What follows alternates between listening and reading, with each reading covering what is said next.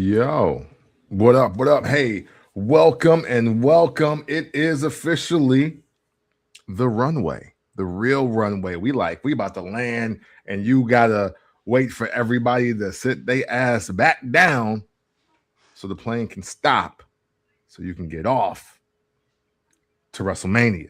Do do do do do do do do do do do do do do do do do do do. Hey, Oh, oh, oh, oh, oh, WrestleMania. WrestleMania. Pump Pump it it up, up, pump it pump it up. up. We got to do that every year. We Yeah. do this every year. You know what I'm saying? It's got to happen. It happens just like this. And you probably want to hear about the card, but you probably want to hear about the card unconventionally. You probably want to see and hear some things that you probably never heard before as a pre-show, if you will, as a prediction show happens for WrestleMania. Hey, and you're going to get it. All right. So without further ado, let's get to it, man. It is time for the first Black Champ podcast. And I am still your podcast Intercontinental Champion, Camp from the Port. And I am JR Bank. Make sure you rate, like, subscribe, download to the Barbershop Network, home of First Black Champ. Make sure you follow us on everything, at the FBC POD. Y'all know what it is. Y'all know the vibes. It is WrestleMania week, ladies and gentlemen. Indeed. The Showcase of Immortals is coming up this Saturday and Sunday, April 18th and 19th. And man, it is a lot of stuff going on when it comes to this event. There's a lot of people who are very upset, and we're going to talk about it. For sure. Because I'm not going to lie to you. I am one of those people that's very upset about what we getting here on Saturday and Sunday. Mostly on Saturday. If we want to complain about a night, let's just throw it out there now. Because I saw the card when it was announced on ESPN First Take. And I said then, I didn't say it on social, I waited to this day, to this episode, to this podcast. Mm-hmm. It's going to be a lot of pissed off people. It's going to be a lot of complaining people on Saturday. For all those people that complain about women's wrestling. Oh, yeah, yeah. For all of those people that complained about the main event, which we thought we was going to get some cleanup action on Friday, and we didn't. They doubled down. Saturday, you want to complain about anything WrestleMania. Saturday, night one, get it out your system. Yeah. Night two, you're going to hear the bang be knowing sound today. Because I told y'all one match was going to lead off Saturday or Sunday for free on ESPN. And boy, I can't wait for that. But let's start with WrestleMania Saturday. First match of the night, Austin Theory, Logan Paul, I Show Speed versus the Usos and LA Knight. Yeah. First match of WrestleMania on ESPN. The first hour of WrestleMania Saturday and Sunday will both be on ESPN the first time ever. This is happening, which means that it's probably going to be even more eyes on the product than ever before when you get that first hour. Yeah. A lot of people who have never seen a WrestleMania before because they've never ordered a pay-per-view probably could not afford to get a pay-per-view. Yeah. Is going to see it on ESPN the first time ever in history, major event like this. First of all, before we get into the match, what are your thoughts around the first hour of Saturday and Sunday being on ESPN? Man, to be honest with you, it's giving real UFC prelims vibes for me with the budget they feel they should have. You know what I mean? Like this is like Forrest Griffin and And Matt Hughes are probably like, hey, wait, when the world? They look at all the pyro and the money and the sponsors and the ads for this. This is more than Jack Links. How come we couldn't get this? Well, your owner is damn right. But this is bittersweet for me also, though, because I've been a wrestling fan since I was 4 or 5 years old. And one of the cool things about wrestling to me is that everybody ain't really in on it. You know what I'm saying? Like, and there was no desire to be casual with anybody. And this year I learned about Blurred Con and this whole like wave of like, I want to say wave of black nerds, but I guess it's just more black nerd unity and community, right? That exists. Yes, it is. And years ago now, we did the episode about, hey, you're either a comic book fan and or a superhero or a anime or wrestling fan, right? Or Star Trek, Star Wars, and all that science fiction type of stuff. Yeah. And I've always just rested in the wrestling wing of this community. And even though I love the opportunity for the actual participants, like the people that are wrestlers, that people that, may have dreamed of being on ESPN and WrestleMania and never knew how that was going to happen at the same time. I am happy for them. But for me, this kind of cheapens the allure of, hey, yo, what they doing over there? Yo, they watching the wrestling? Okay. All right. I've seen it a couple times, but now it's become just too easily accessible for my personal liking, but I do like what it means for the wrestlers themselves. So you like the exclusivity. You like the exclusivity. Everybody can't see it, be it all of those things. Absolutely. That was the thing, right? I mean, even beyond pay-per-view, like even when you have pay-per-views at the crib back in the day, only like 3 of your cousins really came over and kicked it and watched the whole thing. You know what I mean? Like it wouldn't like you having this real big house party for it. It's like you and two or three cousins or with your homie from school that your mom trusts to be over your house because he don't steal and he don't stink. You know what I mean? Just like those people were here for WrestleMania. Like so, can't bring the musty friend. Can't bring the musty. Yeah, friend. You know what I'm saying? Your musty friend is not allowed at your mom's house after 5, and he gonna eat pizza? No, not happening. Nah. I understand. I feel you. I understand that somebody who didn't have cable in his house all the time, and somebody look. I come from the era of squiggly lines. I come from the era where I think I see a nipple. I come from the era of listening and hearing the Mad and hearing Gorilla Monsoon or Vince McMahon or Jim Ross or whatever talk about what's going on because I can't see it. Basically, I was listening to these pay-per-views as podcasts during the squiggly line era. Facts. Y'all want to have a conversation where podcasts come from? Y'all go have a conversation to somebody who family didn't let him order a WWF pay-per-view or WCW pay-per-view back in the day, and you turned it on the pay-per-view channel, and they had the sound going, but they didn't have the video going, and you sat there and you listened. Facts. You sat there and you was like, okay, let me go ahead and just listen and figure out what happened when they aired on Superstars or WCW Pro Wrestling or WCW Saturday Night. I come from that area, y'all, original podcast. So I get what you're saying, even though I come from that era from the standpoint of, when I go to school, I want to be the person that breaks the news. Talk about it. I want to be the Walter Cronkite of this shit. All right, when I get to school, I want to be able to say, "Yo, Hulk Hogan be Macho Man." You be like, "God damn it!" You like, dang. Man, I knew it. Man, goddamn. So let's go to the first match. Now let's go to the first match. So this has been a different era of celebrity wrestlers. Mm-hmm.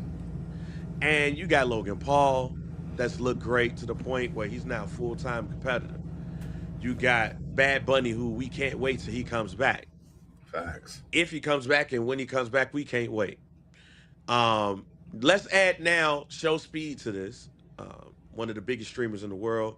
Mm-hmm. He's been constantly on WWE programming. He was in the Royal Rumble not this past year, but the year before, where he got speared by Braun Breaker. Yeah. How are we feeling about Show Speed's chances in the ring? He's very athletic. Mm-hmm. He's Show Speed. He's very fast Mm-hmm. and everything. And knowing all of that, I think as far as him being in shape, he's probably the most in shape celebrity wrestler we're gonna ever see. Facts. Is that going to translate into the match though? Translate into the match as far as spots, absolutely. Translate into I Show Speed being a really good to even shockingly good competitor. No, absolutely not. I won't even lie to you, Bang. The bar, it's not in hell for I Show Speed. It's not in hell because he very talented young man, very athletic. But I don't expect him to do anything but jump and get hit. And then he won't even be around anymore. He might get off a drop kick. He might. Oh, he doing that. But other than that, couple leapfrogs, a backflip, and and then he gonna face plant. Bow, done. You're out of here. Man, I don't know, Kemp. He been around the WWE for quite some time. For sure. Like he's been around. It would not shock me, surprise me if he spent an ample amount of time at the Performance Center. Okay.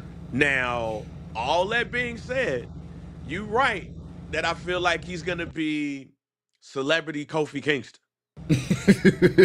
Yeah, at the Royal Rumble specifically. But I don't think. Look, I think the bar is extremely high at this point when you look at Logan Paul and Bad Bunny. I think that bar is in heaven. Mm-hmm. There's a drop off. Yeah. And we'll get to that drop off for night 2. But where will we? We gonna get to that. Night 2 is gonna be the drop off of celebrity engagement. Yeah. But I don't think. See, here's the thing that I've noticed about Show Speed. I don't sit here and watch his streams.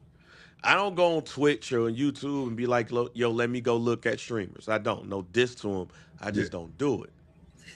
But every time I see Speed, he's taking whatever it is he's doing seriously.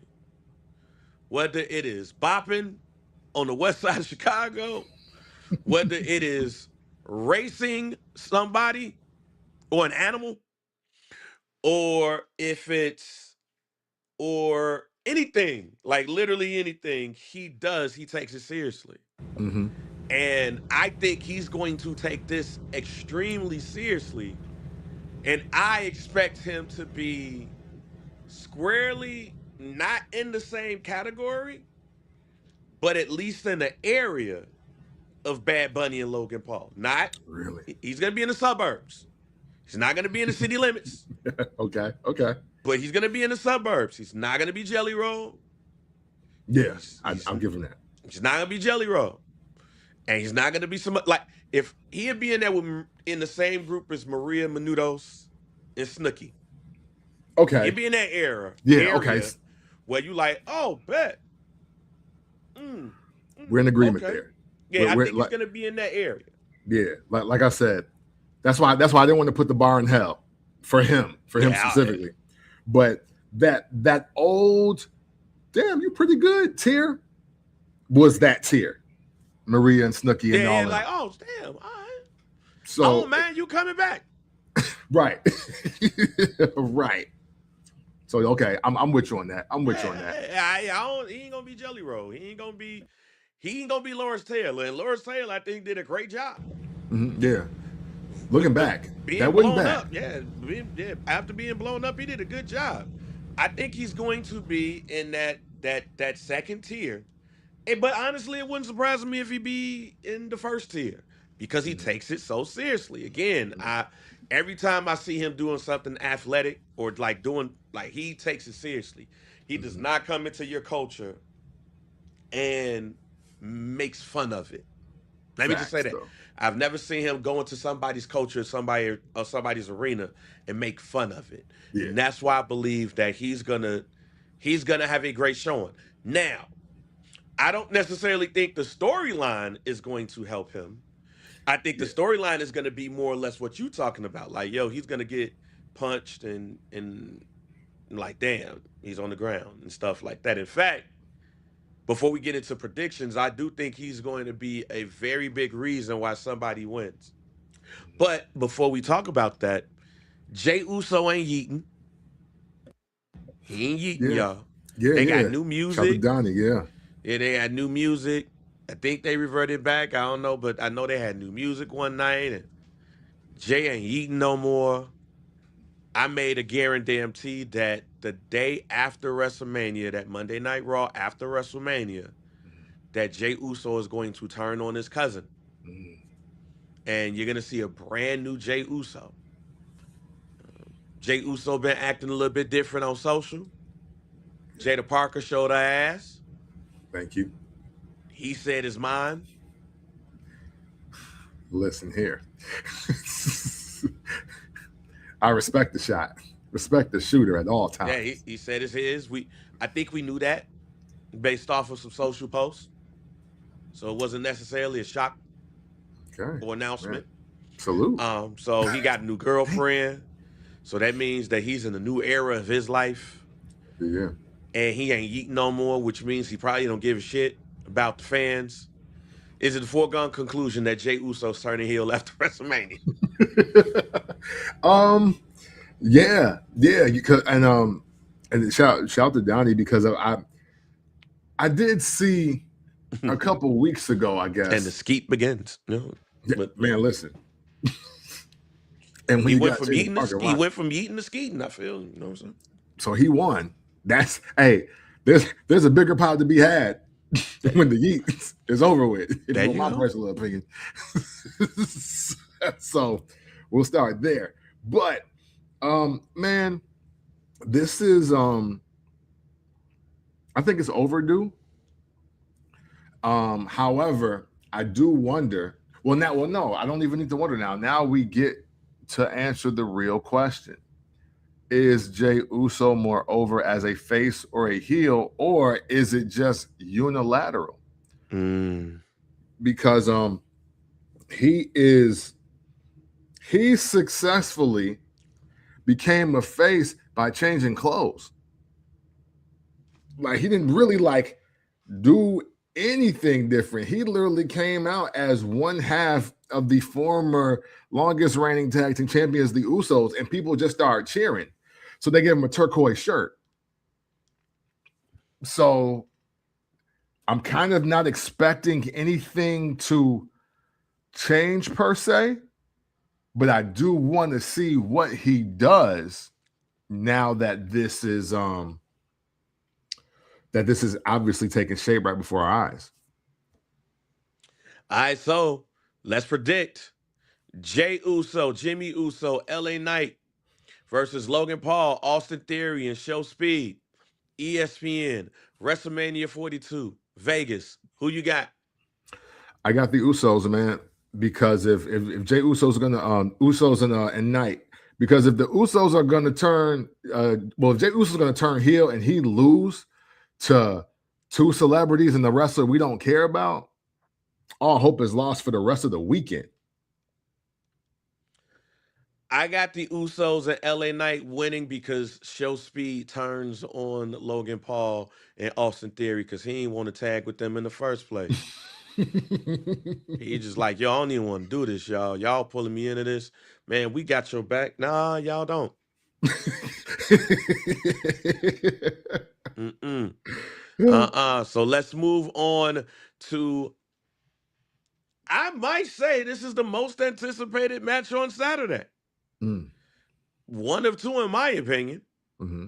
when it comes to the match. Mm-hmm. Drew McIntyre, Jacob Fatu on ESPN. So it's all Samoans on ESPN, ladies and gentlemen. Jacob Fatu and Drew McIntyre, unsanctioned match. Yeah. Um, does the winner of this receive a title shot? No, and that's probably the problem. Mm. And I say no because I feel like they did the match Friday. Also, I kind of feel like they did the match. Which, see, that this has just cornerstone of the roster implications for me, because even with all this brutality we're seeing, I don't think either man is getting himself over anymore to the point where it's a heat check that says, okay, now we're going to put you in the title picture. And I do feel like that's what your WrestleMania match should do, because that is supposedly the end of the season. And I just don't see that match doing that for either one of them, unfortunately. It's ESPN, so they're going to have to show out. Mm-hmm. I have no other reason to believe that this match is not going to be one of the most talked about matches because it's going to be on kind of free TV. See, I said kind of free TV. Facts. Like, this ain't like this coming on ABC. If they would have put this on ABC, oh my God. Oh, man.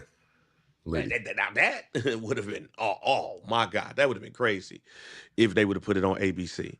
And maybe next year, maybe 43, they put it on ABC. Mm-hmm. So, because I believe this is going to be one of those matches, I do believe that the winner of this is going to get a title shot. Okay. I ain't saying that Backlash, because it seems like they already got a match at Backlash. Mm. But this person will be the number one contender. It just depends on who that champion is going to be. Mm. So, going into predictions, I predict that Jacob Fatu is going to win this matchup. Um, Reportedly, allegedly, Drew's going to be taking some time off to film a movie. I thought it was filmed already, but we'll see if that's going to be the case. Mm-hmm. But he was already the champion, and I think a fresh mini feud between Jacob Fatu and the new champion is going to do well, especially when you have this winner win on ESPN. You're going to bring new casual eyes to this person, and that's something that I don't think that's discussed more. Mm-hmm. By putting four matches on ESPN, and when you look at these matches, LA Knight is already in the Slim Jim commercials. Yep. So he has some mainstream appeal. Mm-hmm. People that are of the casual ilk know who the Usos are, but they really know who Jay is. Right. The mainstream media know who Logan Paul is. Mm-hmm. And streamers and the world know who Show Speed is. Oddly enough, the odd man out in this, which is the prediction of who's going to take the pin. I've been telling y'all every time I talk about the vision, Austin Theory takes the pin. He's the person that's taking the pin. But out of all of those wrestlers, only one is not necessarily known mainstream wise. Jacob Fatu and Drew McIntyre. Mm-hmm. Drew McIntyre has that, but Jacob Fatu is going to get that. Mm-hmm. When we look at Oba and Brock, and when we look at the Intercontinental Championship, that match is going on ESPN because of the ladder and the cool spots this is the match that we want everybody to be in because the cool spots and all, or see because of the cool spots and all of that. Oba and Brock, we know why, and we gonna get into that in a second. Mm-hmm. So when I look at all of those people in each of those matches on ESPN, Usos, LA Knight, Logan Paul, Austin Theory, Show Speed, Jacob, Drew, Oba, Brock, Penta, Javon Evans, Rusev, JD McDonough, Dragon Lee, Rey Mysterio. I look at mainstream appeal Mm-hmm. or mainstream introduction. I like This that. is this is when we're going to see who the WWE or TKO Yeah. believes in. Yeah. Be clear. Be clear. Be Be clear. clear. We're going to see who believes in who. And I do believe that TKO and the WWE believes in Jacob Fatu. That's why I'm picking him. Who you got? Well, man, I love everything that you had to say. I'm just going to stick to what I was going to still say. And because from the outside looking in, I feel like both of them need this W just in general. I feel like I just see Drew McIntyre losing at PLEs all the time. So, but nothing will change my mind about what was it, the summer of 2024, and how the entire world was waiting for Jacob Fatu to be at WrestleMania in the biggest stage possible, getting a W. And I do still think that even though we're now getting muddied in the mix, we're not as loud as we normally are about WrestleMania season, I still do think the wrestling fan wants to see Jacob Fatu get his first W at WrestleMania, or get a W at WrestleMania. So I'm also gonna go Jacob Fatu because Drew, I think Drew McIntyre is a greater pay it forward guy than I think we realize. I think the doc or the retirement or the Hall of Fame speech is gonna have to come out to explain the Drew McIntyre since the pandemic till now. I feel like it's just got to be explained. But it's not exactly Jacob's time anymore, like where the whole clock is stopped because he's out there. But I think this may be the start to rebuilding that. So I'm going to go Jacob Fatu as well. I bet. Let's move on to For the Ladies. For the ladies. Yeah, this is the ladies part of Yeah. WrestleMania. We love And the ladies parts. And that's what I said. And here's the other part about it too. Here's when I know it's going to be a lot of men folk out there and say, this is the bathroom break of all bathroom breaks at WrestleMania. I already know it, Kemp. I'm not saying that's for me.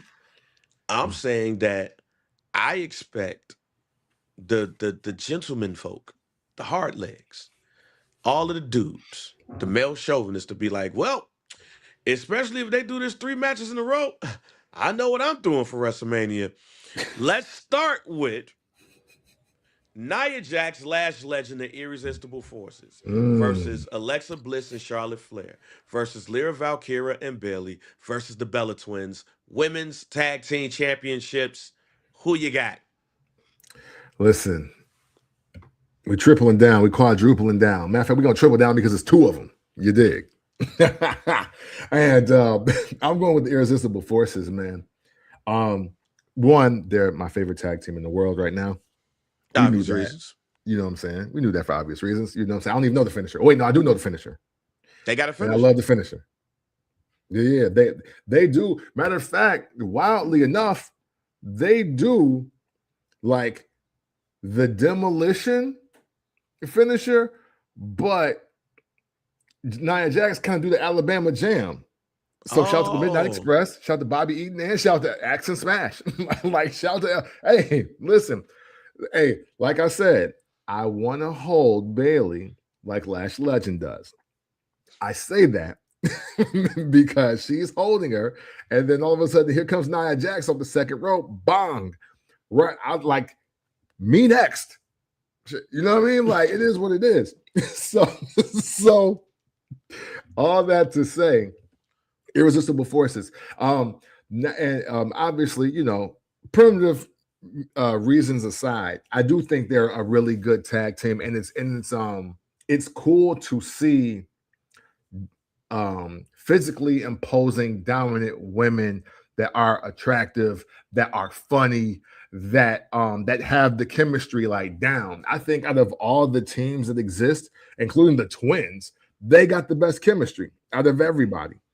Bailey and Lyra just look great to be checking the other box. You know what I mean? But yeah, no, they just got it. Charlotte and Alexa Bliss, I get it, but at the same time, I don't care for it. I think we really POC'd out the first 30 minutes of WrestleMania, but this is how I feel. I really do think a person of color is going to win the entire first hour so far. Oh man, I just realized that. Damn. Yeah, you know what I mean? So like that, so only thing that would change, well, LA Knight is on one of the teams, so he count. Drew McIntyre, if he won, I wouldn't be surprised. But I definitely got Lash and Nia taking this because they are going to be some of the most entertaining people in this first hour of WrestleMania. I'm willing to put a guarantee on that. So this is where we disagree for the first time. I have Charlotte Flair and Alexa Bliss winning. I was afraid you would say that though. Yeah, but I get it. I don't want that to happen. But I feel like they're going to be the ones that take this match. Let's go for match 2 for the ladies. For the ladies.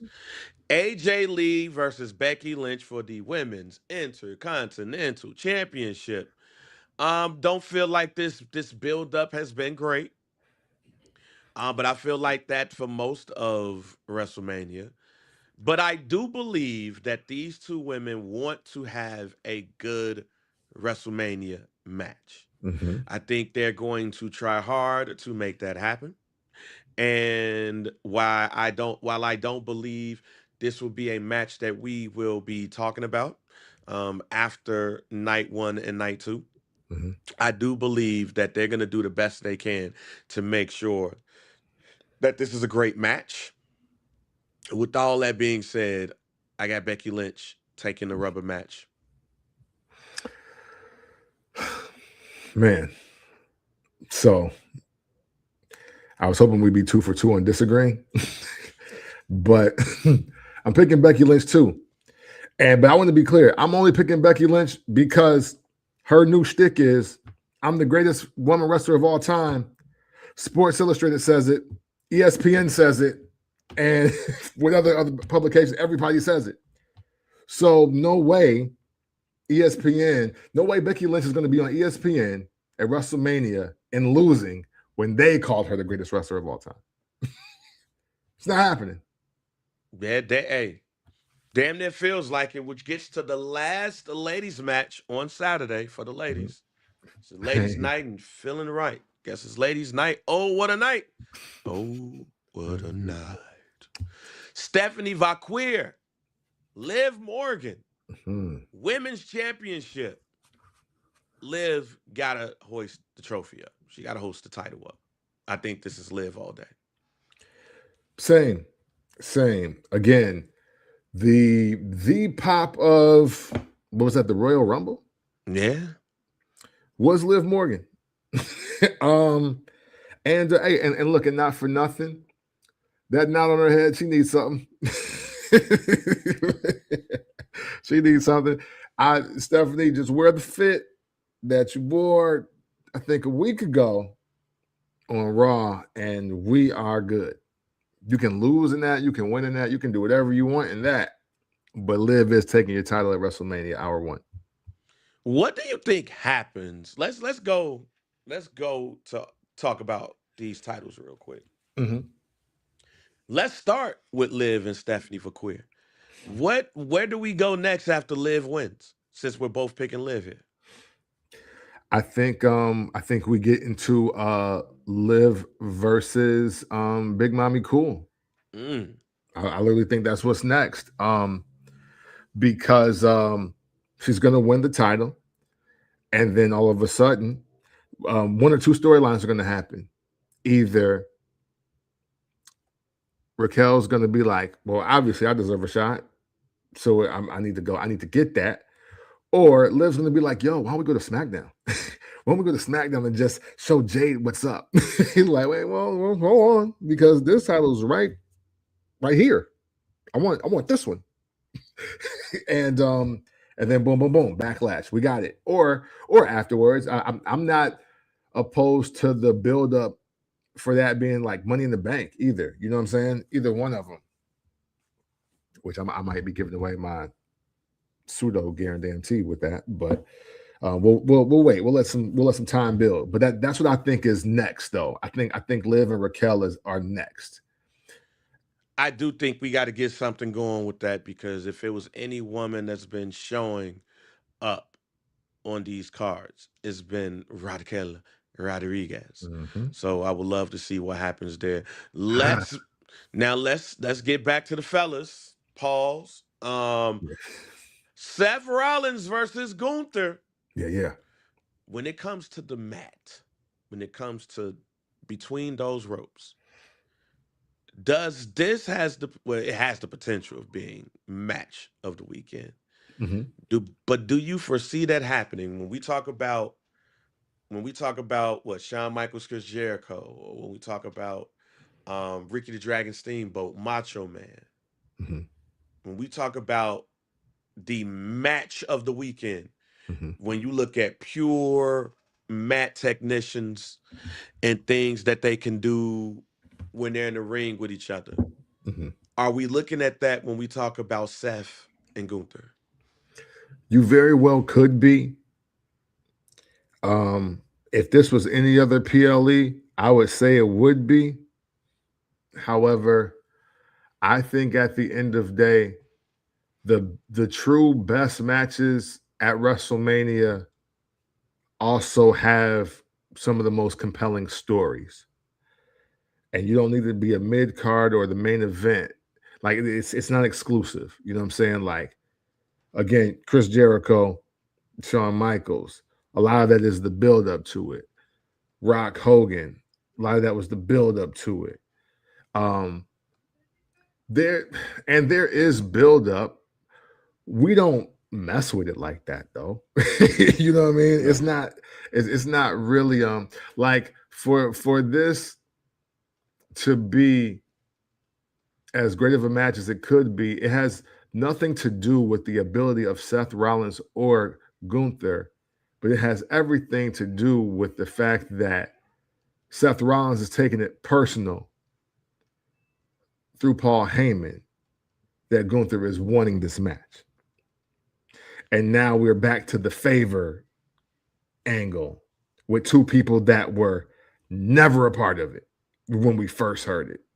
Right. So, are we going to get a really dope match? Yes, I do believe that, because I think both of these gentlemen are not only about making statements at WrestleMania, but they're about making statements and making moments every single week. So we're not going to be deprived of that. But match of the weekend, unfortunately, I think it's going to fall just short because of the reason why we got here. I'm gonna disagree with you. I think this is gonna be the match of the weekend.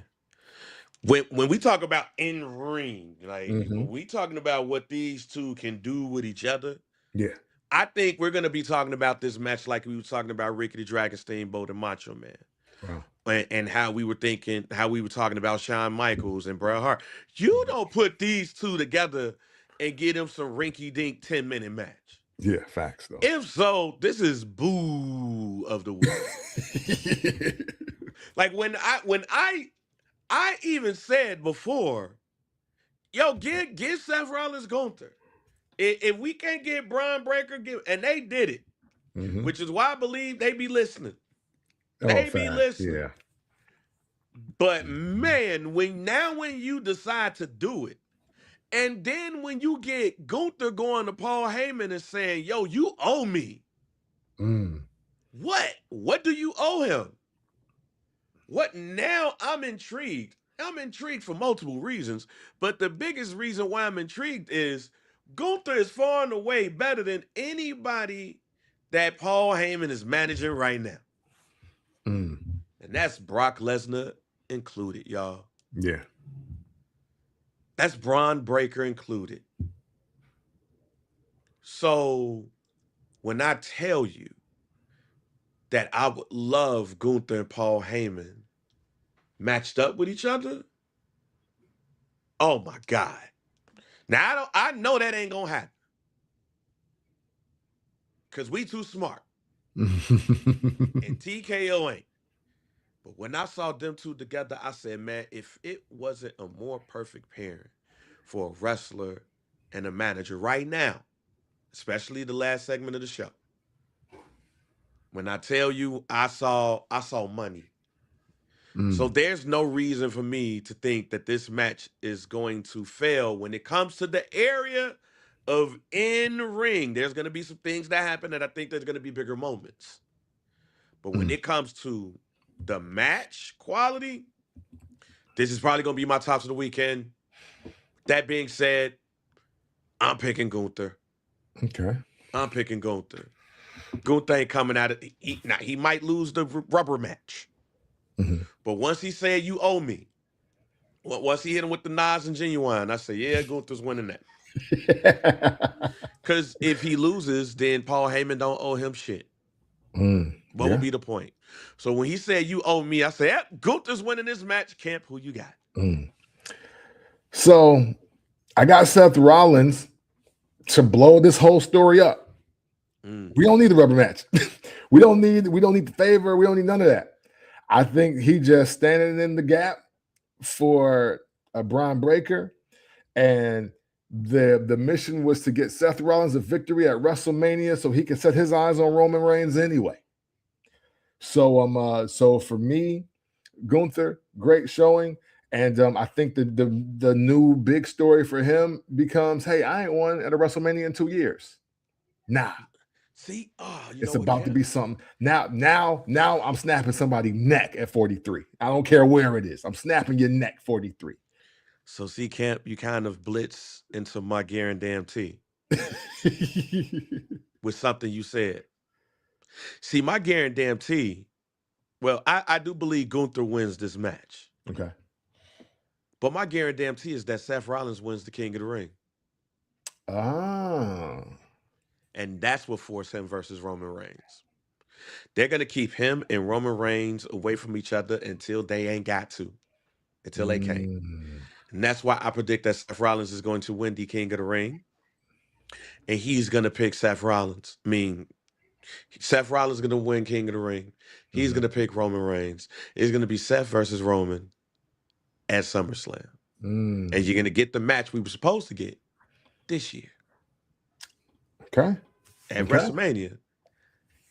At SummerSlam. Okay. Because my mind has changed a bit on the Jey Uso Roman Reigns thing.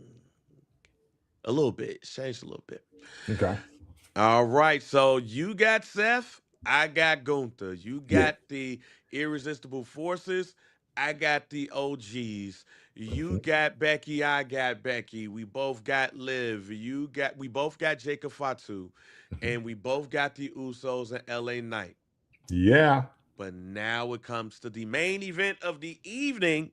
It is Jelly Roll defending the undisputed heavyweight championship of the world against Pat McAfee. This man crazy. Jelly Roll will be joined at the ring by Cody Rhodes, while Randy Orton will be walking Pat McAfee to the ring. If Pat McAfee loses, he will no longer be in the WWE. A career match for the undisputed championship, Camp.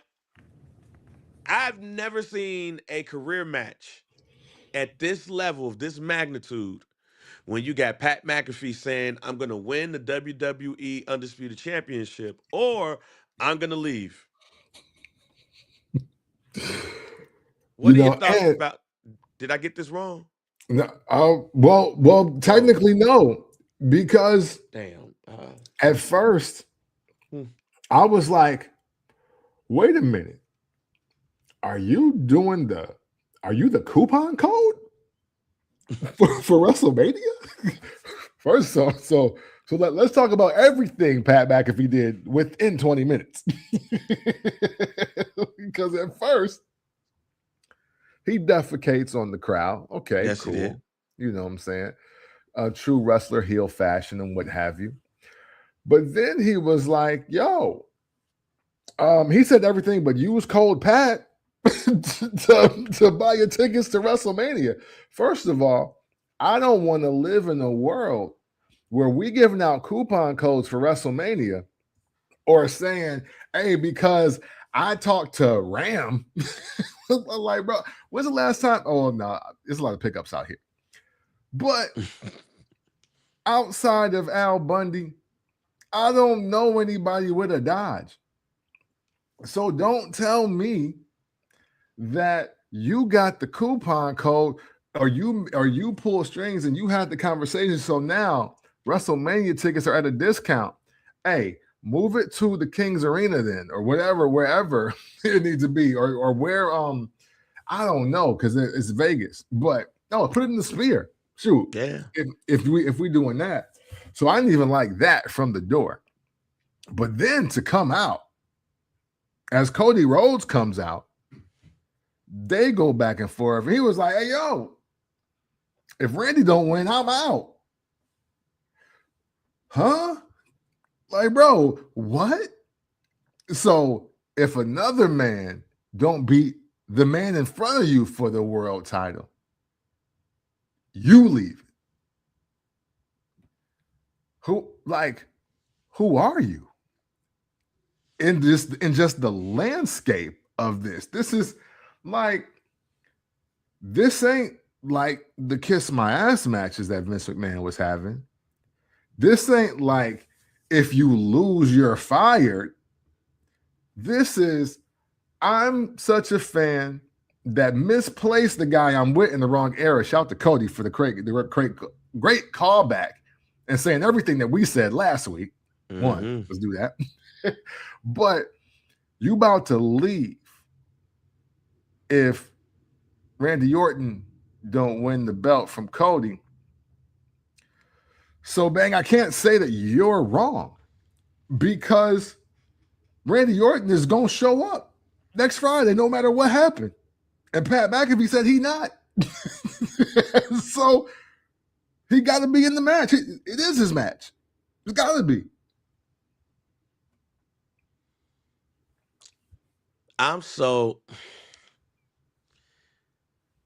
TKO doubled down. And when they doubled down, I turned it off. I turned off SmackDown. I said, I'll watch the highlights. Because they doubled down on it. Mm-hmm. I never thought that I would be saying in any format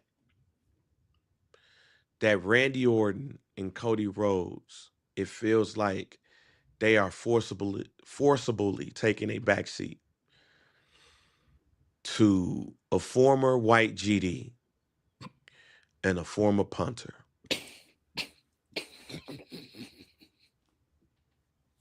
Never thought. I never thought. White folks. I never thought this, Camp, and this would have never crossed my mind that a former white rapper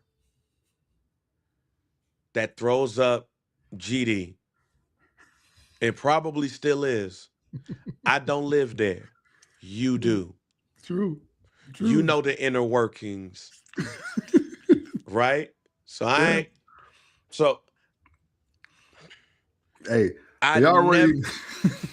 my bad. Nah, I'm flustered because I never thought, knowing that the history and legacy of Cody Rhodes, the history and legacy of Randy Orton, how they have intersect throughout their careers, how Orton looks at Cody and Cody looks at Orton, and their family legacies. Out of all of the things that we could talk about when it comes to the Ortons versus the Rhodes, which just sounds like some Hatfields and McCoys type shit. Facts. We're talking about Jelly Roll, a former white GD rapper who goes in and out of jail, finds God, starts singing country music, win some awards, and start thanking God everywhere he go, and loses over 200 pounds. And a punter who becomes a commentator and a part-time wrestler who has a multi-million-dollar media arm. I never thought that we would lose focus on the wrestlers and we'll see a face-off between the celebrities. Yeah. For a championship match. Yeah. And the worst part about it, because that is bad, but the worst part about it is Cody and Randy did their job. Like, they did their job. I was invested. I had this as the bigger main event way before Pat McAfee came out. You did. So for me, that's wrestling disrespect. That's wrestling disrespect. If you want Pat McAfee and Jelly Roll to wrestle at the pre-show, hey, do your thing. That's fine. But to have it as Cody's extra ammunition is the fact that Jelly Roll keep getting his head bust by Randy Orton, and he just got here. Jelly Roll too old to be best friends with Cody Rhodes. They don't even live the same life. They haven't lived the same life. Cody is a Rhodes. Jelly Roll is a GD.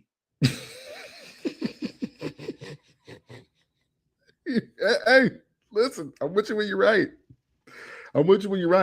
Unless somebody tell me it's a whole bunch of GDs in Roswell, Georgia, that was going to school with Cody Rhodes when him and Xavier Woods was wrestling against each other in high school. Unless y'all gonna tell me that Cody Rhodes don't even know what a GD is. You know. Listen. And y'all not gonna get this type of conversation nowhere else but come on now. First Black Chat Podcast. You know what I'm saying? Oh man. Hey, so good you're drinking neatly, man. Hey, Donnie with the comment of the day so far. You saying Dusty Rhodes ain't GD? Hey, man, hey. Well, you know something, baby. Me and Larry Hoover, you know what I'm saying? Oh, Hoover. No. You better watch your mouth. Hoover. Big meat. Larry Hoover. Whipping work. Flair. When you come to Chicago, when you come right down the Hostage, you know who you gotta see? You gotta see Larry Hoover, gangster disciple. And if you don't know anything about that Flair, you don't even know nothing about Chicago. Whoa! You so worried about the money, I'm worried about the streets. American made, daddy. American made. Hey, clip that. Show's over. We out. First Black Chat Podcast. I got nothing. Good old Jelly Roll. Daddy O. You know what I'm saying? Flair Tully. You know. He could start talking about Tully. You don't know nothing about Jeff Ford. I do. I'm everywhere. You ain't never there, Daddy. Oh man. So yeah, man. Hey, listen, man. And I still feel bad for Ted DiBiase Jr. You know what I mean? Because he still belongs here. Controversy or not, because hey, Jigga Kelly not guilty, you know. So he need to be here before Jelly Roll and then Pat McAfee. Again, this is no longer a wrestling story. This is a star-studded exhibition. And we talking about WrestleMania, dog. Yeah. This disrespect. Hey, I'm sorry. Where is Shane? Hey, Shane is at Mets games or Yankees games. That's where he at. Oh, okay. Shane chilling. Well, look, man, Stephanie needs to start slapping some other people around, man. I don't even. Yeah, this sucks. This sucks for Cody. This sucks for Randy. This sucks for wrestling.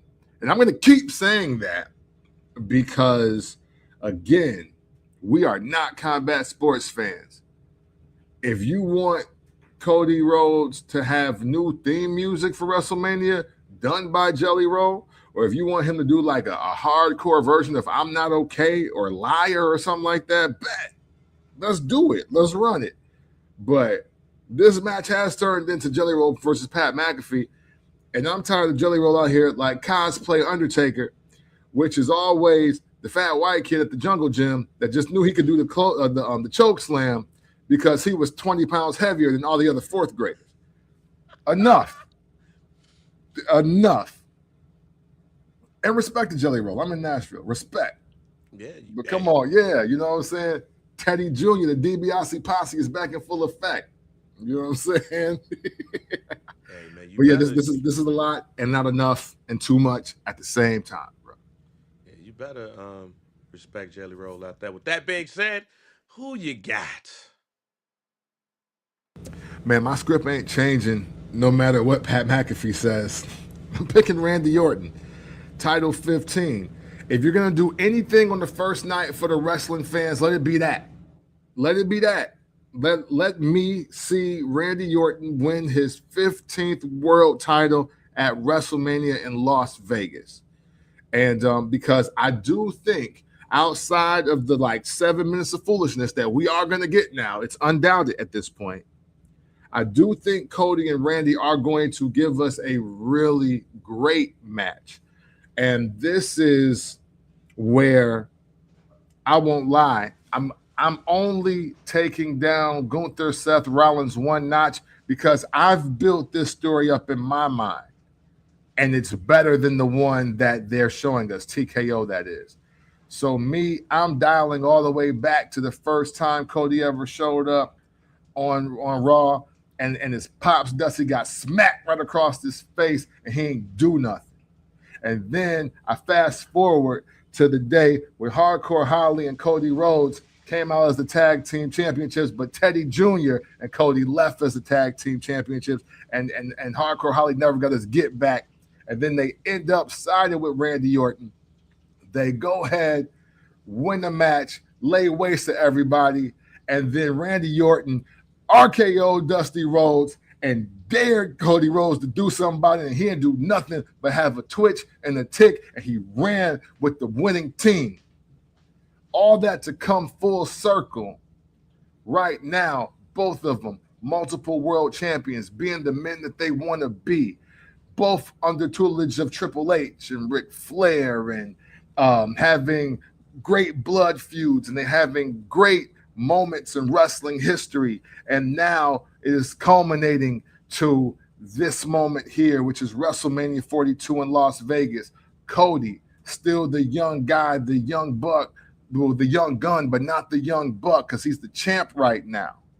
And the champ don't think nobody can touch him, not even the dude that he learned the game from at this point. And Randy Orton is sitting here like, nah, I get what you talking about. And I know you want to have a good showing because you think I ain't got it no more. But fam, I never even gave you what I got. And you got lucky. But the luck is up right now. Beating you down, and I'm taking your belt. I'm going to submit my legacy. Now that John Cena's not around, I'm the greatest wrestler that exists in this ecosystem. You will respect that, or I'm knocking your head off your shoulders. That's the bottom line. Shout to Stone Cold Steve Austin, and I'll get you too, because I'm still the legend killer.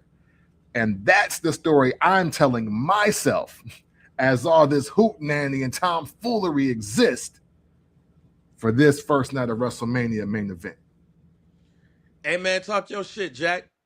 I ain't even got to say too much other than I agree with you. I believe that Randy Orton will leave Vegas as the 15-time World Heavyweight Champion, which then is going to lead to Randy Orton and Pat McAfee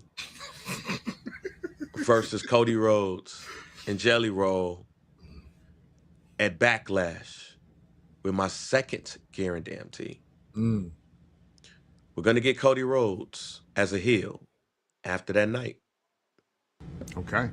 Cody Rhodes is going to lose. Jelly Roll is going to be like, you know what, fam, my bad. My bad. And Cody Rhodes is going to be like, you know what, it's okay.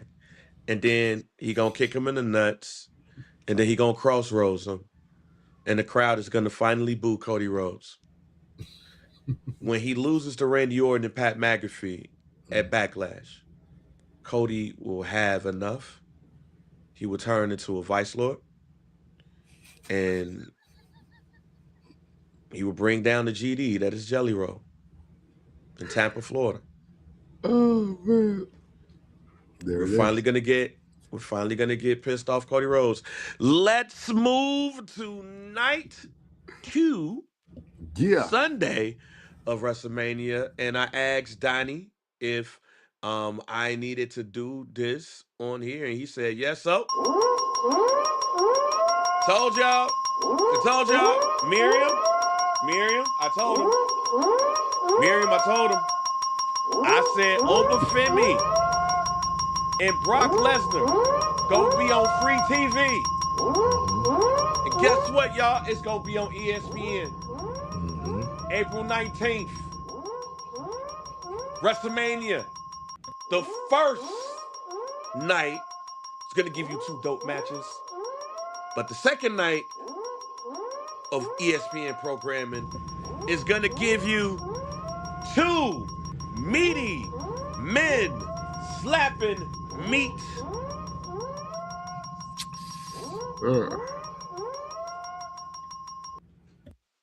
The best feud right now going into WrestleMania is Oba Femi and Brock Lesnar. It is not even close.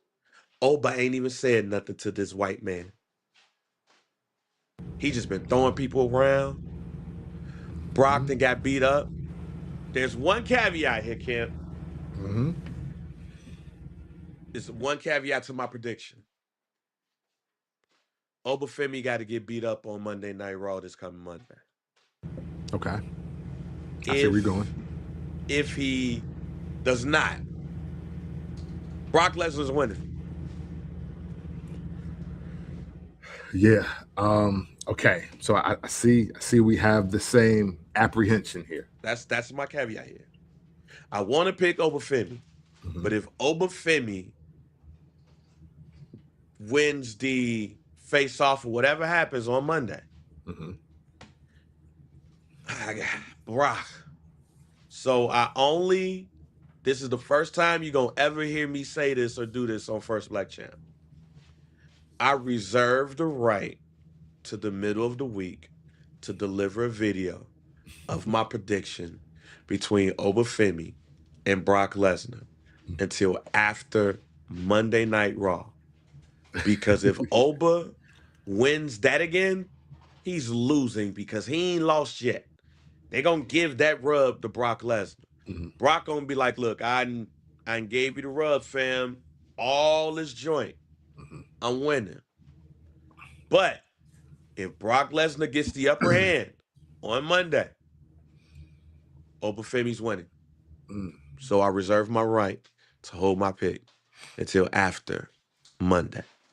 But after the segment. Yeah, I respect that.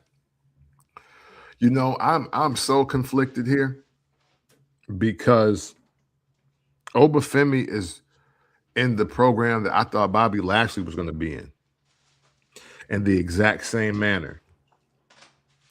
And, you know, we also are in new and rare times.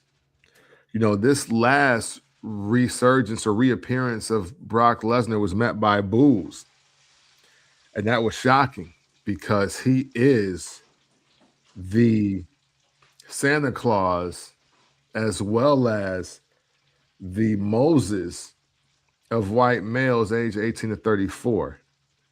Like if, you know, Batman has no superpowers, Superman is dead, Brock Lesnar is who white men believe in more than themselves at times. But this crowd don't seem to care nothing about that. And an African and a dark-skinned African with a bop has been laying waste to Brock Lesnar every single week. And the reaction is the reaction. I'm going to make a very bold prediction here and say that if Brock Lesnar did nothing else in the last, 24 years now, 25 years now, he knew how to do business. And I think that he sees that doing business with Oba Femi is good wrestling business. Ladies and gentlemen, people that may be watching at a different time that is not right now, I believe that Oba Femi is going to beat Brock Lesnar and be the person who sends Brock Lesnar home, because now the attraction void has officially been filled by a new young gun on the scene. If you want my personal opinion, Bang, Brock Lesnar don't want to be there.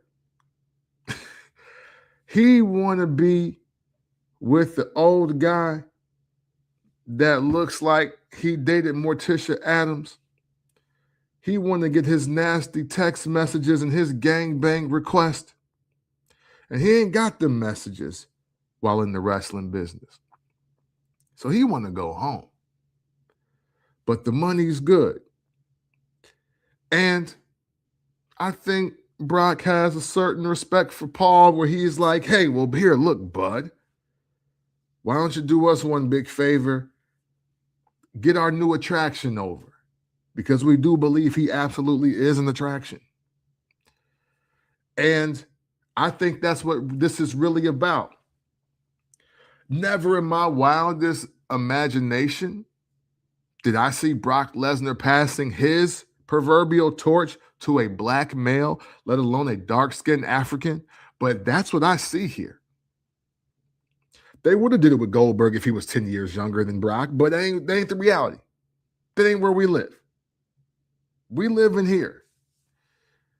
And right now, Oba Femi, dare I say, is the number one attraction in pro wrestling right now.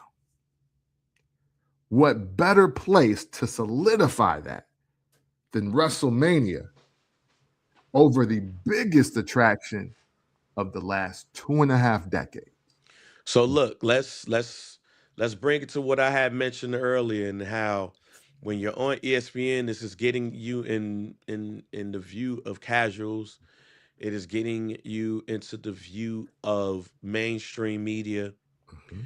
Also, they're going to be using this first hour to get people to get ESPN Unlimited Mhm. to watch these PLEs and stuff. Mhm. So to me, from the standpoint of everything that's going into this match, I don't think there is no bigger moment for Oba Femi than on Sunday, April 19th. Yeah. So I asked you this question because I'm going to ask this to you now because I've already given my answer. Mhm.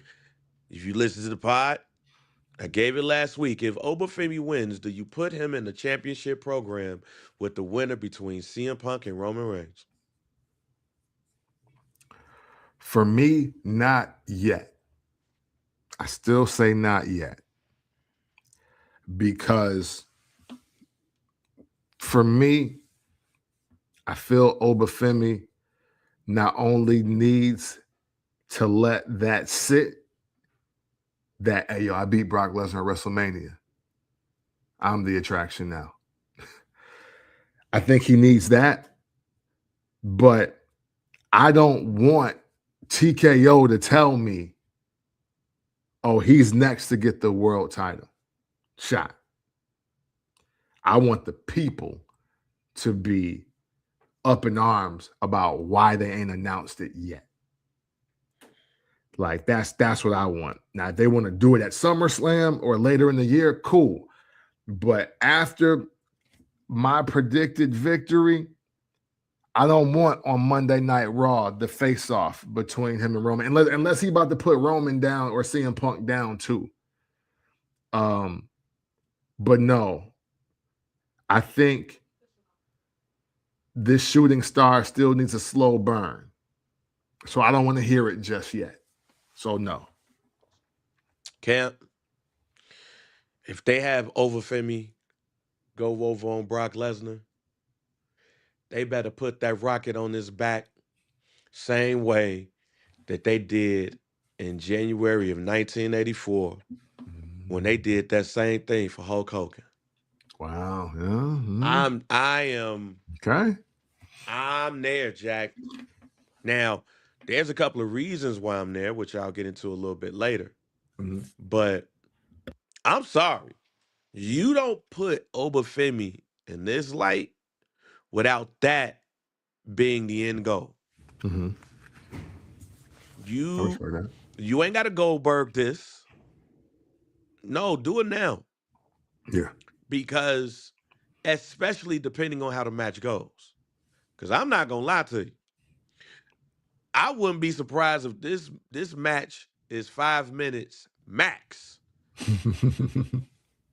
And y'all know what I mean by 5 minutes max. Mm-hmm. I mean the time that it takes to get them to the ring, announcements, bell ringing, fight, match over. Yep. Car crash. Pow. If this is a pseudo squash, Oba Femi looks more dominant than anybody on this roster, and it ain't close. Mm. So to me, if that were to happen, we ain't gonna get no classic Texas catch can. We're not gonna get no strong style. We're not gonna get that. We're gonna get what Big E want. And if we get that, and Oba wins, he looks more dominant than Cody, Randy, Punk, Roman combined. You gotta have him show up at the end of the match. Fair point. At the end of the ramp. And just be there. Doing that shit. And then at Backlash, it's Oba Femi versus the winner of that match. And Oba Femi is your champion in Tampa. And ride that wave, Jack. Because now you got to go and try to beat somebody that dominant. Now the overcome story is even more because you like, yo, this dude beat everybody ass at NXT. He beat everybody ass, including Brock Lesnar. He just beat my ass for the belt. Now I got to go try to get this shit back from him. I don't know. There's no easy way out. There's no shortcut out. That's all that. It's Rocky IV, Jack. Except he ain't Russian. He African. That's right. So Clear. Be clear. But I reserve my right to pick. Camp is picked. Yeah. Now let's go to the other match that's going to be on ESPN. Penta, Javon Evans, Rusev, JD McDonough, Dragon Lee, and now Rey Mysterio Jr. for the Men's Intercontinental Championship. It is a ladder match. Who will be the standout of this match? Oh, man. When this match is over with, we're going to be talking about Javon Evans. For sure. For sure. Young man has a lot to prove. Well, honestly, no. Let me not say that. I don't think Javon Evans has anything to prove. I just think this is just about confirmation. Okay. Yeah, this is a confirmation match for him, for me. Because I mean, he's leaping off the screen and into the hearts of people on taking L's on Raw.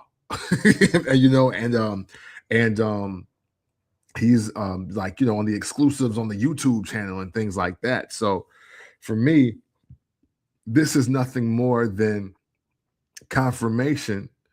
And normally, I would hear a match like this and be mad at A. Rey Mysterio for even being in it.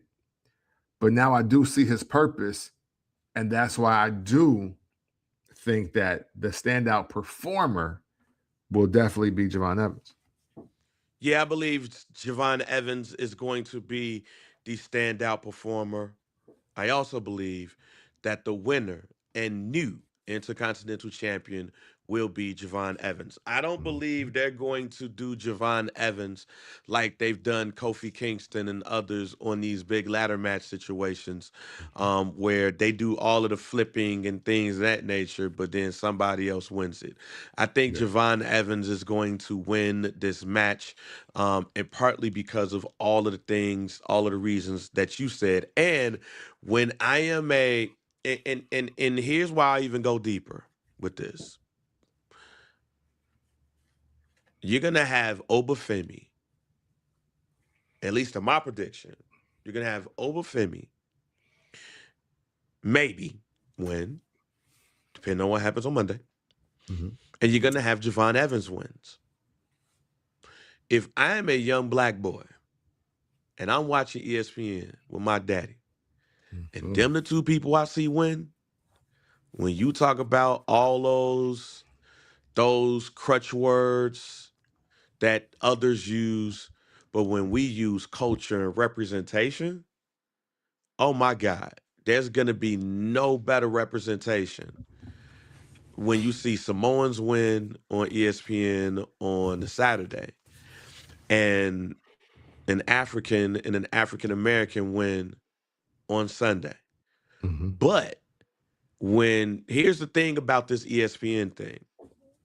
Oba has the biggest potential out of all of them to really become a mainstream star because of what he's going to do to another mainstream star.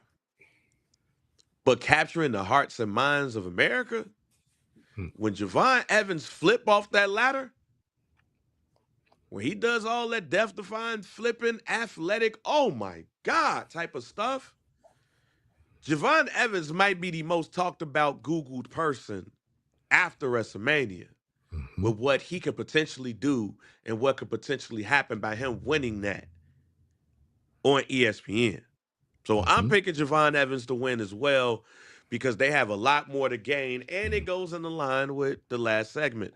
Mhm. Jade, oh, go ahead, go ahead, go ahead. Oh, one thing I want to say, this is my I usually don't have guarantees during prediction shows, but I got this one. I guarantee you that the new feud, not only for the Intercontinental title that make it interesting and make it matter again, but the new feud for the future for the young people, the young kids watching today, is Javon Evans versus Dominic Mysterio. Mm, Book it. that's definitely a great point. So now we move on to Jade Cargill versus Rhea Ripley. It feels like they've done a better job when it is coming to the promotion of this. Rhea Ripley got her get back as expected. Jade Cargill, Rhea Ripley, big meaty women to bump and meet. Who you got? Man, you know, who do I got?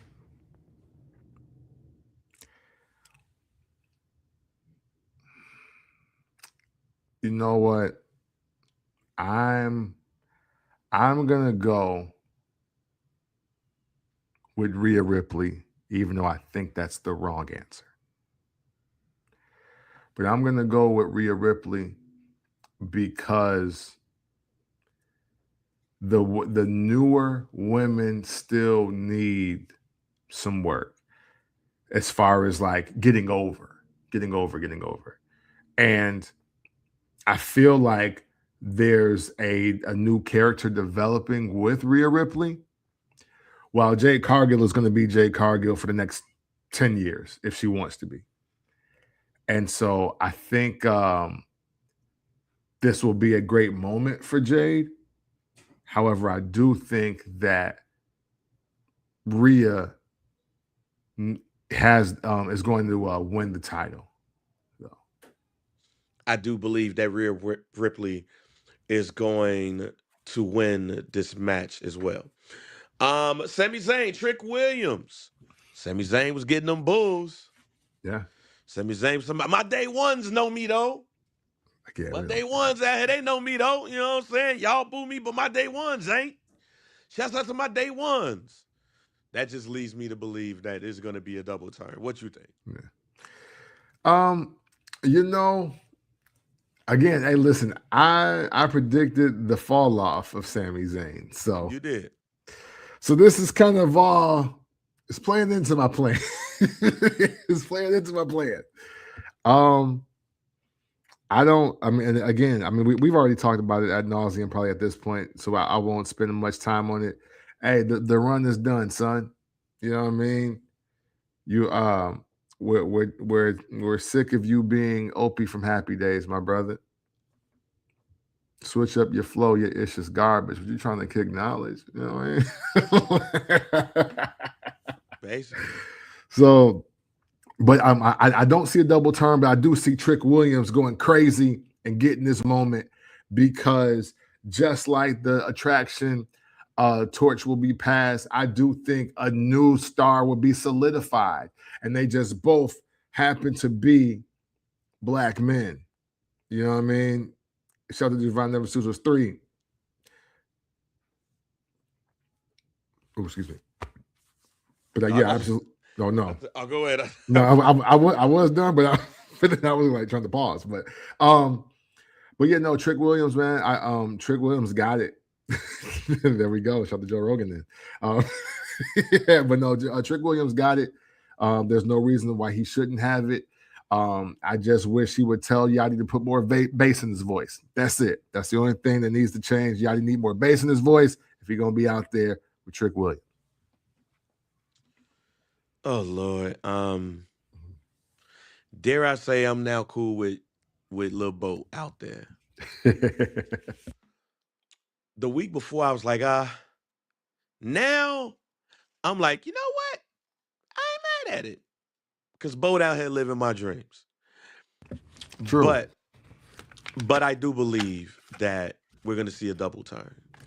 This is not gonna be a double turn as in Sami Zayn does something dastardly to win or whatever.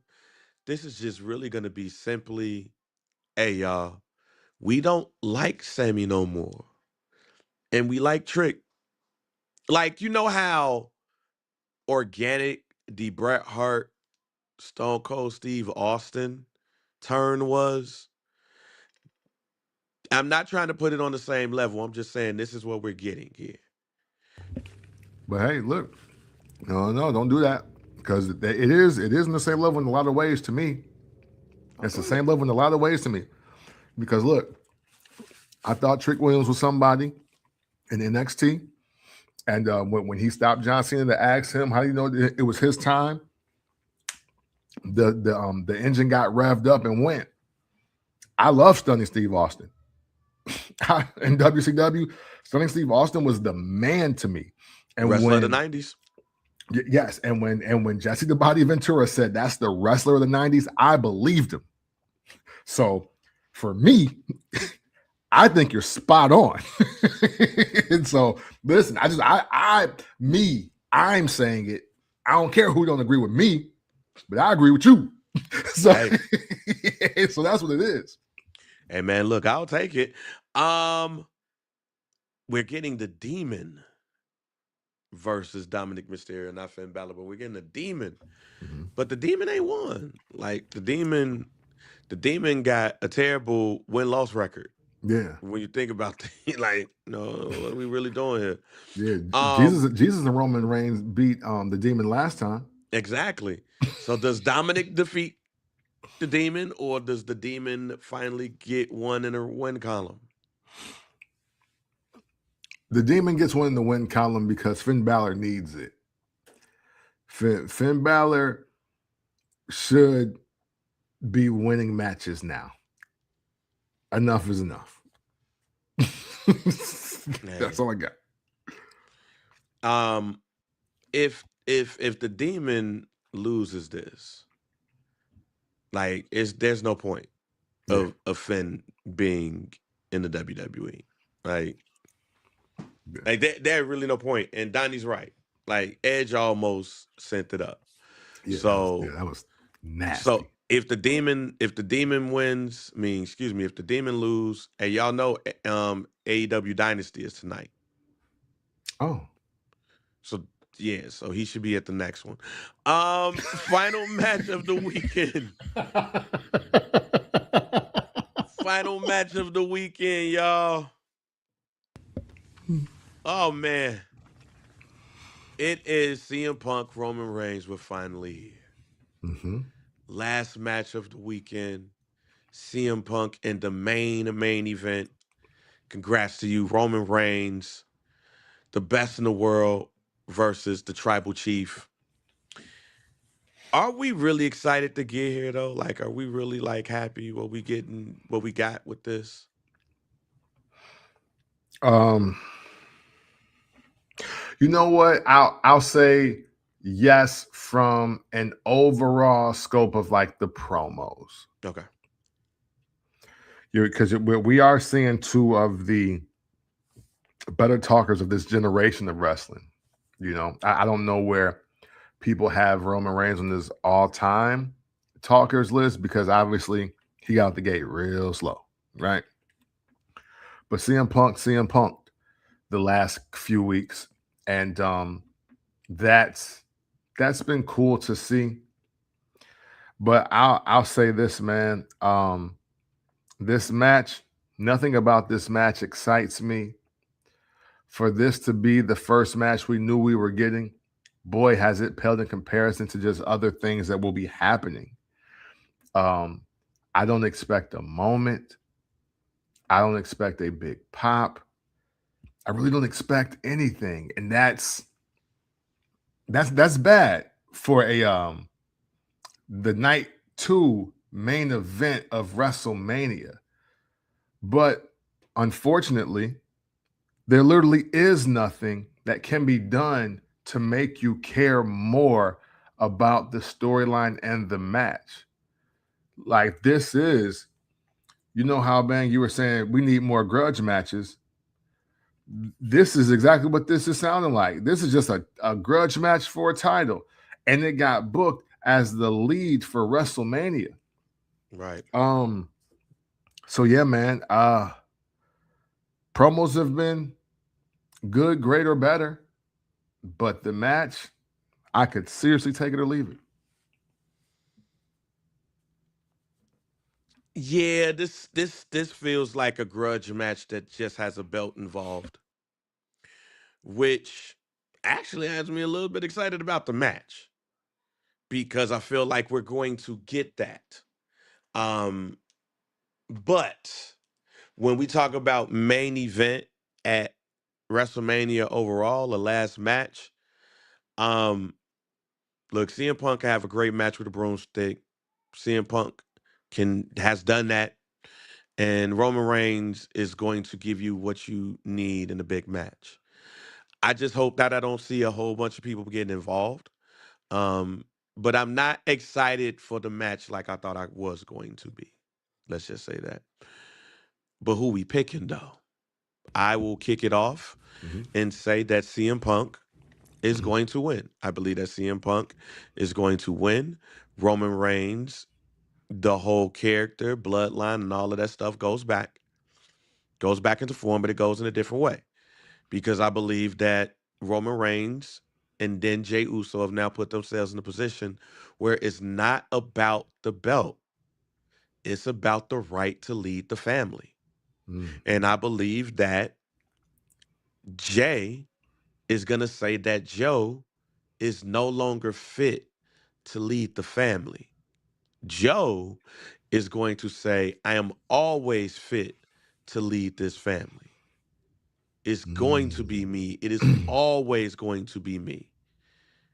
And that's what's going to happen. I do believe on the Monday after WrestleMania, Jey Uso will turn on his cousin. Mm. And it will lead to him saying that he is the tribal chief now.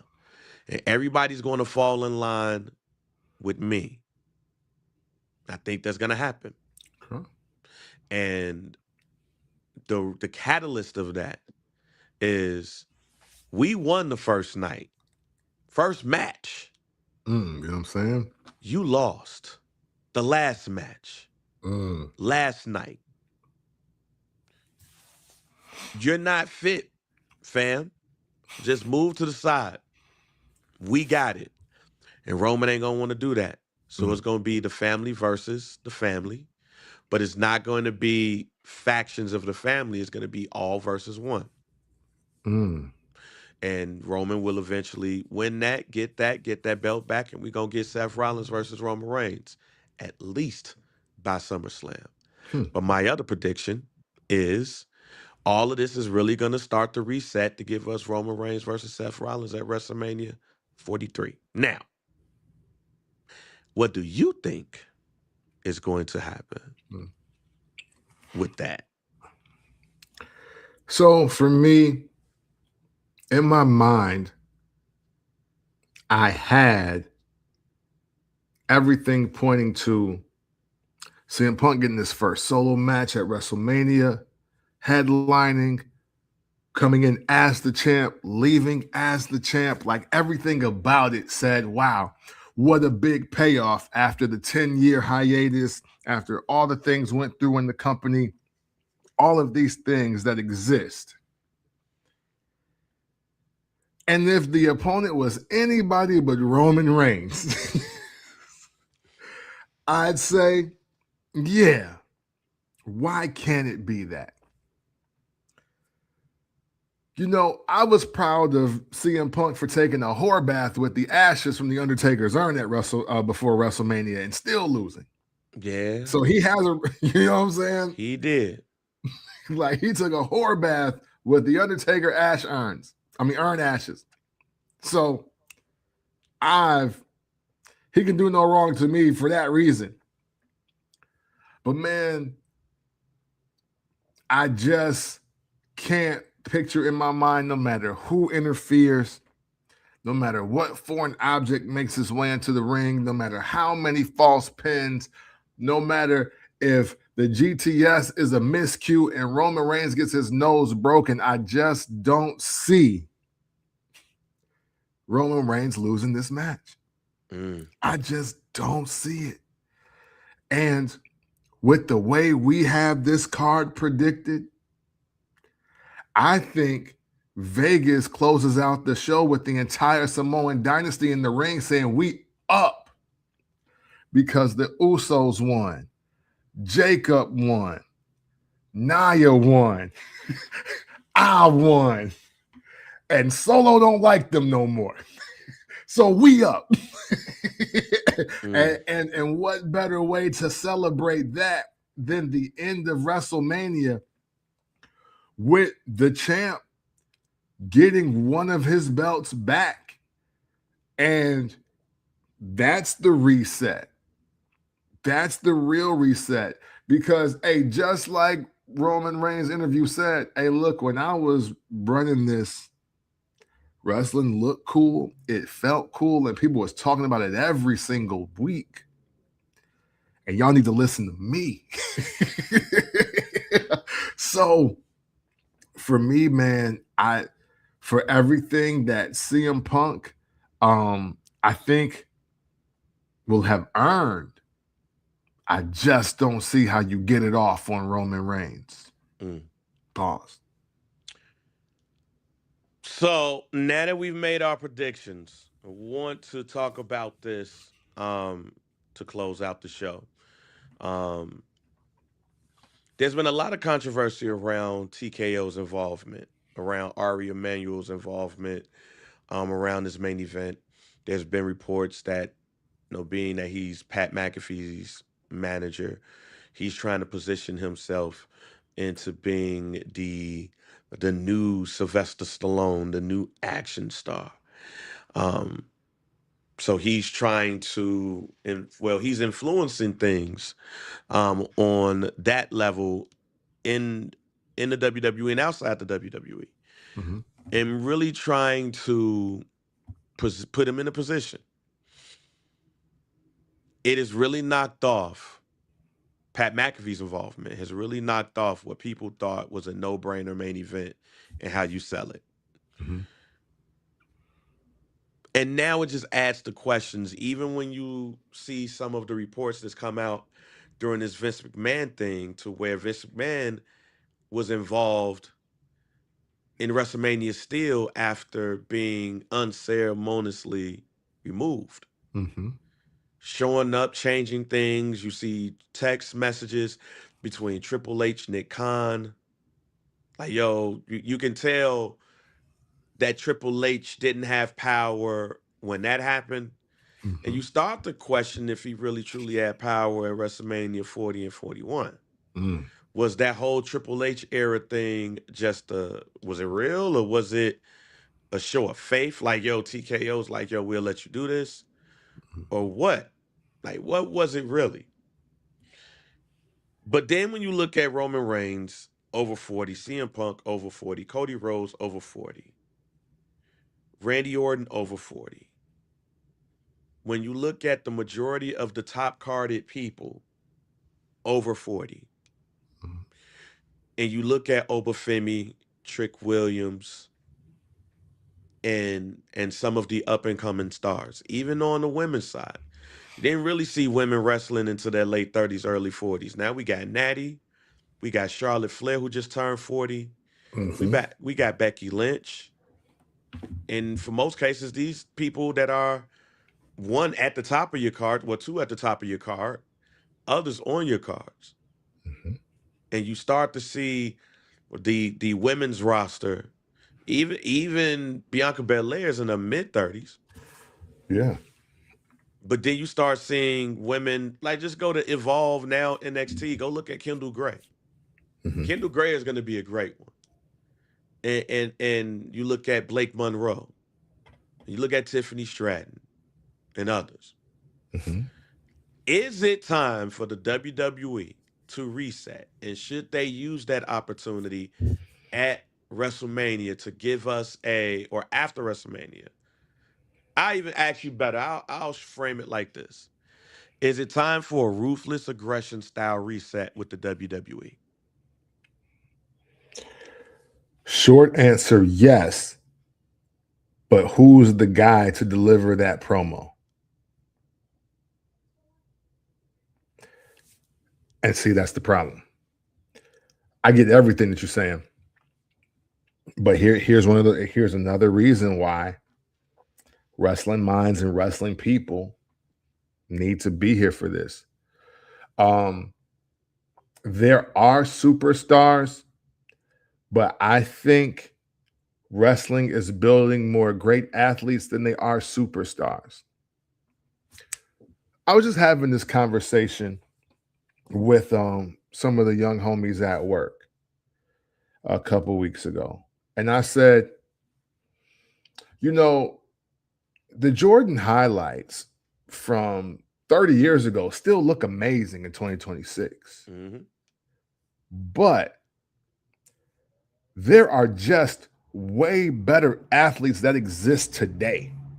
Like, like Tree Rollins ain't making no roster. Stanley Roberts ain't making no roster out here. You know what I'm saying? You're not that there's not many guys that if we reset the NBA, the 1% would change drastically.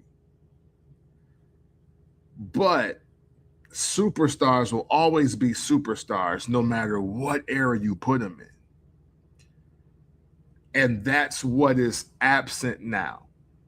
Who's the superstar builder in wrestling? We got a lot of great wrestlers, men and women, younger, older, whatever, international, domestic here in America. But who's the superstar builder? Who's the person that goes into the locker rooms or goes or has you come to their office and they say, hey, I got this vision for you? See, I get that making the characters and all of that was corny, cheesy, borderline racist, sexist, whatever the case may have been.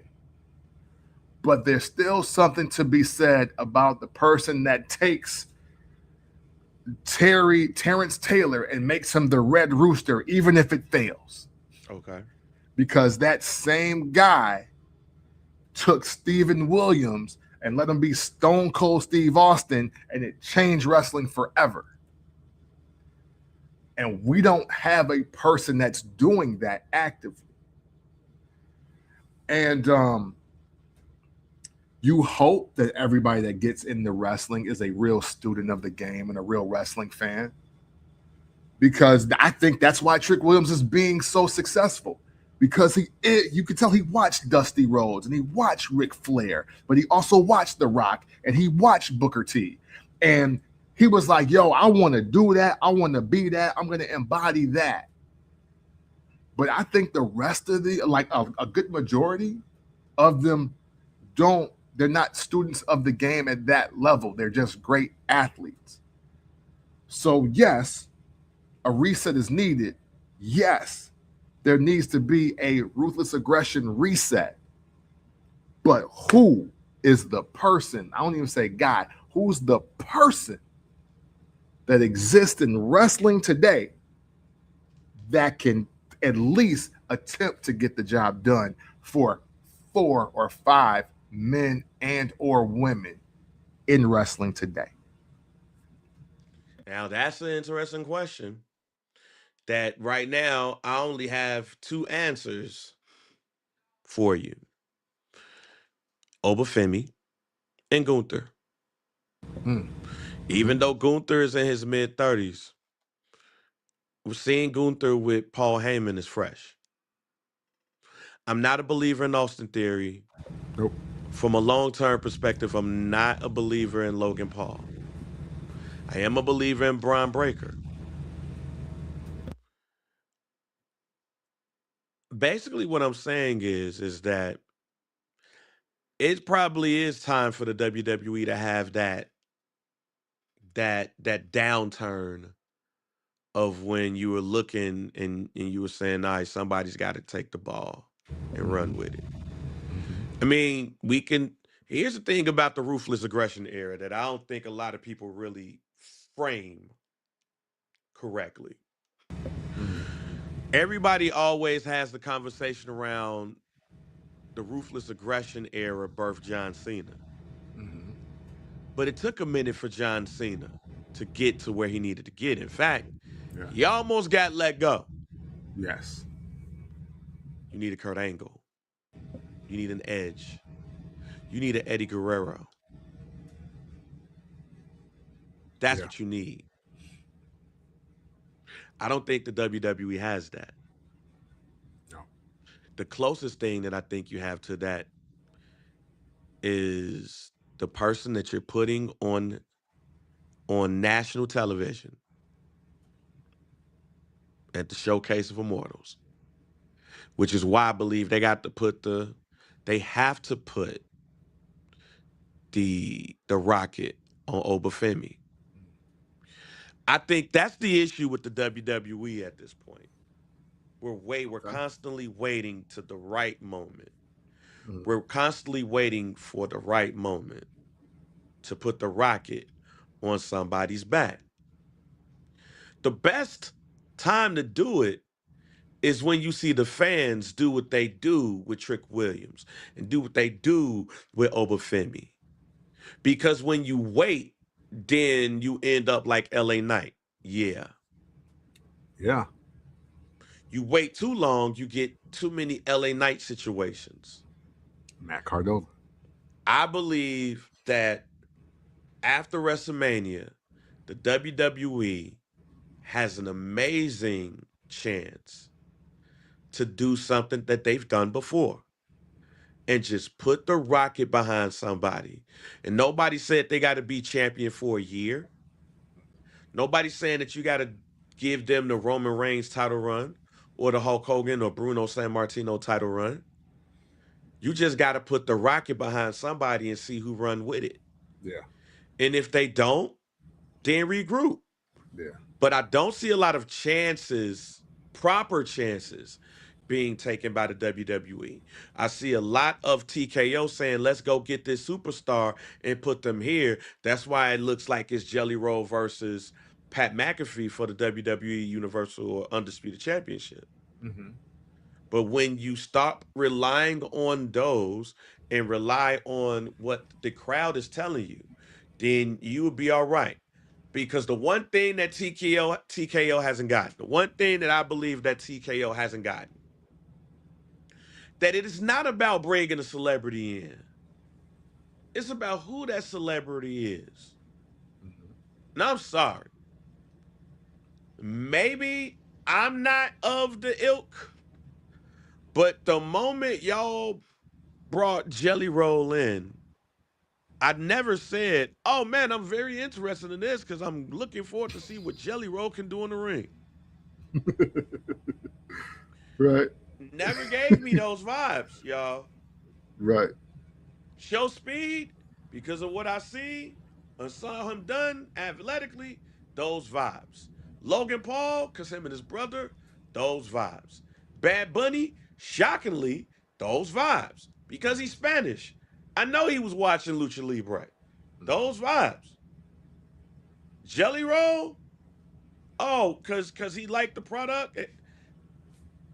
That's not a superstar that I would have thought would be in this mode. Snooki, Right. I get it. MTV, I got that. Mm-hmm. That my man from the Bow and Arrow dude, because his relationship with Cody, he like jumped in the ring. He was like, oh, I get it with some people. Jelly Roll just never got me, and that is nothing against you. That's nothing against you. It's nothing against you, folk.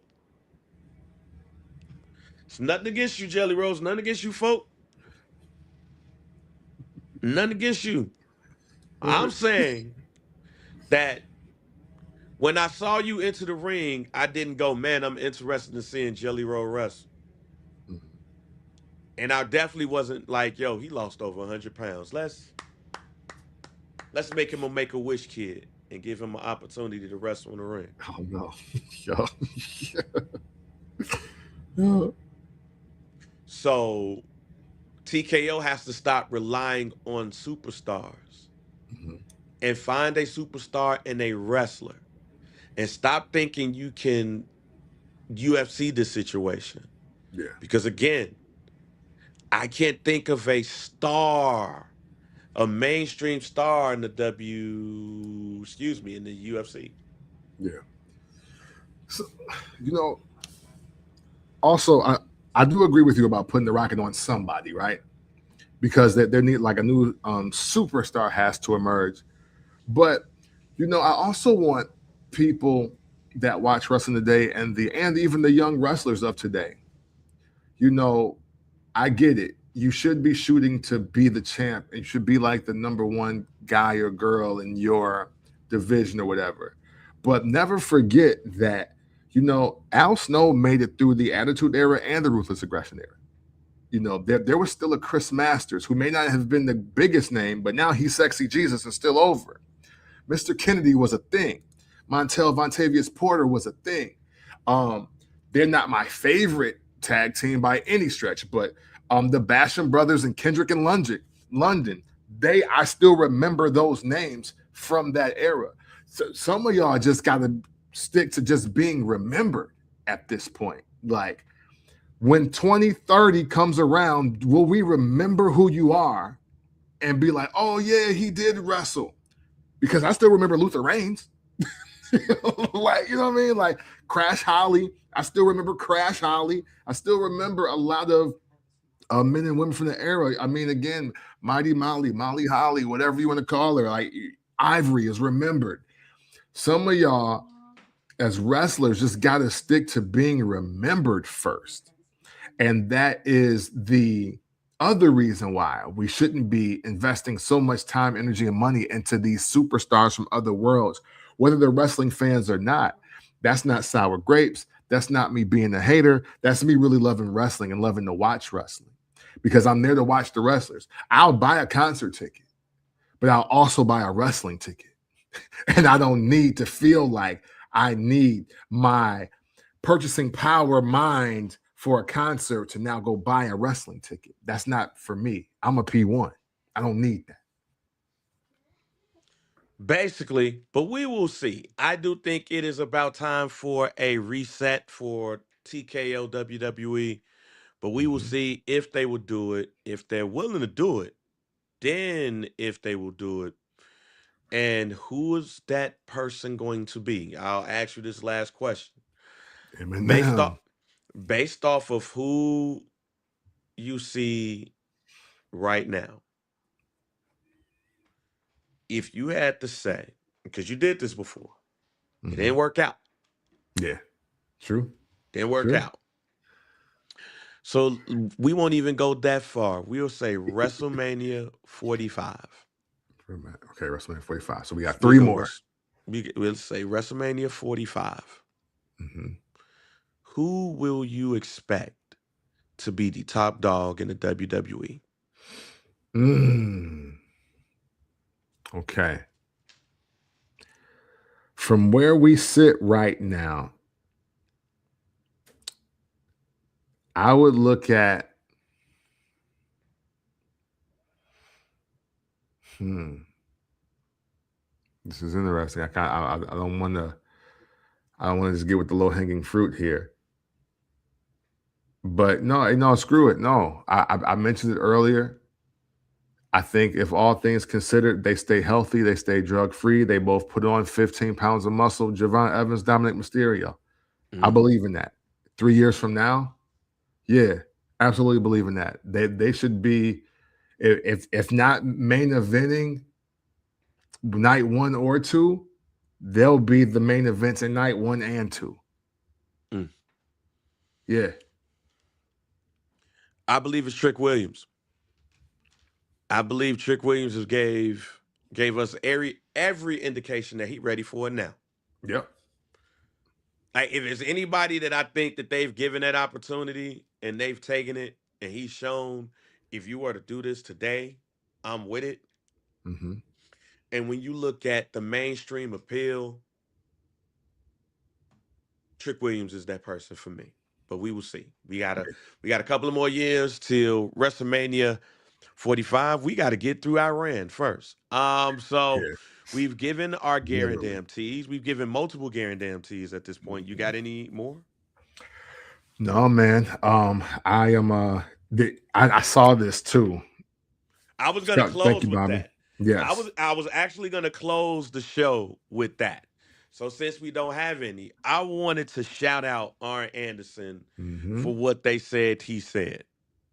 Yes. Because if anybody were to listen to anything, fan or non-fan, wrestler or non-wrestler, Arn Anderson, just to give the cliff notes, basically told wrestlers, a group of wrestlers, y'all all come by me and tell me how I'm great.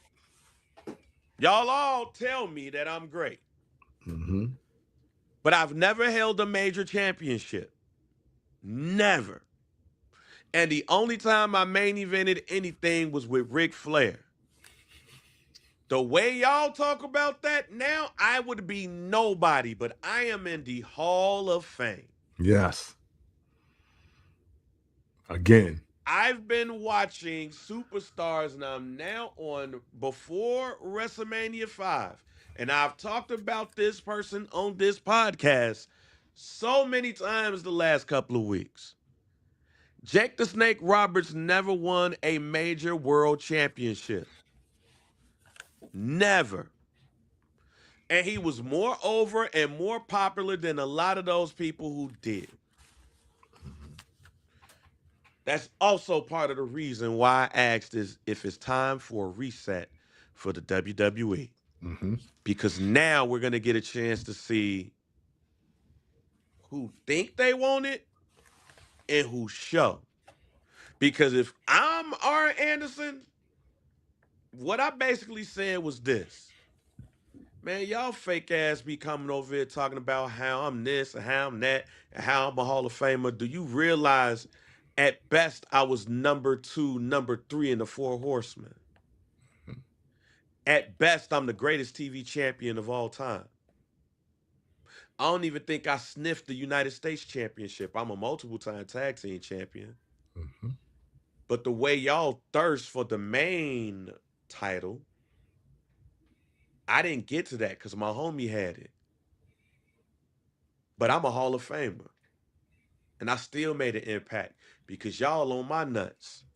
When are you going to do the same? Literally circling back to how do you want to be remembered in wrestling or not?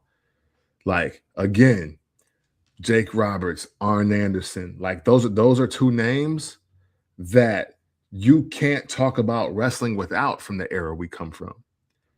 And that is again, it's a lost art, man. I know because everybody from this era on is living by the Stone Cold Steve Austin quote, and that's if you don't want to be the world champ, then what are you doing in wrestling? And I do understand that. I do get that. But man, Mid Carter was never a bad thing until the Attitude Era happened. It was never a bad thing. And I don't think that's really it. I think it is this ruthless aggression era that we're talking about. I don't remember the first time I've heard Mid Carter used with disdain, but it was in the 2000s. I was grown.